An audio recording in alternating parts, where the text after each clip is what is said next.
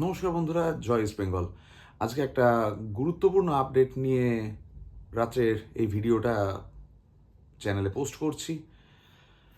আহ, মোটামুটি এতক্ষণে সবাই একটা আইডিয়া পেয়ে গেছেন যে আমাদের যে এই দুঃস্বপ্ন, আমাদের এই যে দুঃসংবাদের যে ধারা চলছে, সেই দুঃসংবাদের ধারায় নবতম সংযোজন হয়েছে মাদি তালালের ACL3 ইনজুরি। ACL3 মানে হচ্ছে অ্যান্টেরিয়র ক্রুশিয়েট লিগামেন্ট, 3 মানে হচ্ছে থার্ড স্টেজ, মানে অ্যান্টেরিয়র ক্রুশিয়েট লিগামেন্টের সবচেয়ে খারাপভাবে ছিঁড়ে যাওয়া, যেটা আমাদের হাঁটুকে ধরে রাখে। সেই হাঁটুর যে লিগামেন্ট, সেই লিগামেন্টটা ভেঙে দুটুকরো হয়ে গেছে, ছিঁড়ে দুটুকরো হয়ে গেছে, যে কারণে তার হাঁটু যেভাবে আমাদের থাকে সেইভাবে সেটা থাকতে পারছে না।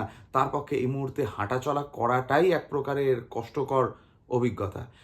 অতএব এই সিজনের জন্য, এই মরশুমের জন্য আমাদের দলের প্রাণভোমরা মাদি তালাল আউট হয়ে গেছেন।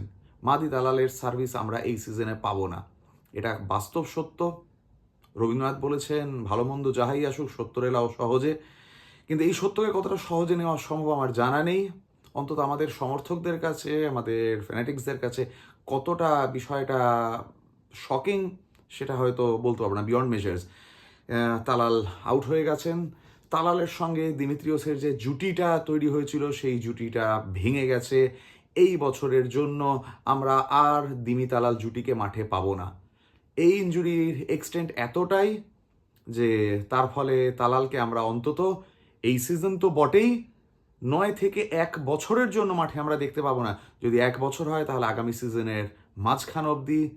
অতএব ধরে নেওয়া যেতেই পারে তালালের সঙ্গে আমাদের যে 2 বছরের চুক্তি ছিল, সেই চুক্তি প্রায় ভেঙে গেছে। তালালকে ডিরেজিস্টার করা হবে।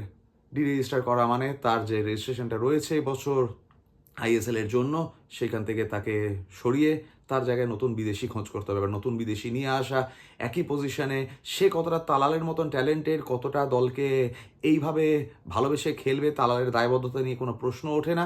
তালালকে আমরা সবাই দেখেছি ইস্টবেঙ্গলের খুব দুঃসময়ে, মাঠে যখন আর কেউ নেই তালাল একা দাঁড়িয়েছিল। তো সেই তালালকে আমরা পাবো না, যে তালাল আমাদের গত বছর থেকে টার্গেট ছিল। তালালকে এবছর সবার আগে বিদেশি হিসেবে রিক্রুট করা হয়েছিল, সেই মাদি তালাল এবছর আমাদের দলে নেই। এই বাস্তবটা মেনে নিন। দিমিত্রিওস আজকে ক্যালকাটা রোয়িং ক্লাবের একটা অনুষ্ঠানে গেছিলেন, সেখানে যখন তাকে সাংবাদিকরা জিজ্ঞেস করেন, দিমিত্রিওস একটা সুখবর দিয়েছেন, এত দুঃখের মাঝেও একটা সুখবর, যে দিমিত্রিওস হয়তো আগামী ম্যাচে মানে পাঞ্জাবের বিরুদ্ধে আমরা তাকে খেলতে দেখব। কিন্তু আমাদের যে গেম মেকার, আমাদের যে প্লে মেকার, আমাদের যে গেম চেঞ্জার মাদি তালাল কিন্তু এই সিজনের জন্য আউট হয়ে গেছে। এই যারা মেডিকেল বিশেষজ্ঞ তারা এই বিষয়টা আমার থেকে আরও ভালোভাবে আলোকপাত করতে পারবেন, কিন্তু যেটুকু আমার ধারণা, যেটুকু আমার কাছে খবর, সেই অনুযায়ী আপনাদেরকে জানালাম। বাকিটা এখন সময় বলবে। পরিস্থিতি এখন এমন যে আমাদেরকে আবার সব কিছু শূন্য থেকে শুরু করতে হবে। ইস্টবেঙ্গল ক্লাব এই মুহূর্তে যে অন্ধকারের মধ্যে আছে, সেই অন্ধকারে আলোর রেখা কিভাবে দেখা যাবে আমরা জানি না। তবুও বলবো, ক্লাব এই মুহূর্তে সবচেয়ে খারাপ সময়ের মধ্যে দিয়ে যাচ্ছে। আমি পারফরমেন্স ওয়াইজ বলছি না, আমি চোট আঘাত, আমাদের টিম ম্যানেজমেন্ট ওয়াইজ বলছি। সবাই দলের পাশে থাকুন, সবাই ক্লাবের পাশে থাকুন।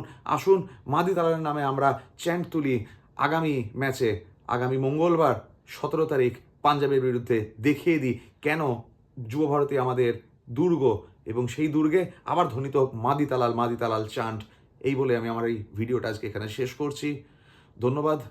জয় ইস্ট বেঙ্গল। যারা চ্যানেলটা ফলো করছেন তারা অবশ্যই বেল আইকন প্রেস করবেন, এবং যারা চ্যানেলটায় নতুন এসেছেন তারা অবশ্যই সাবস্ক্রাইব বাটনটা টিপে দেবেন। ধন্যবাদ।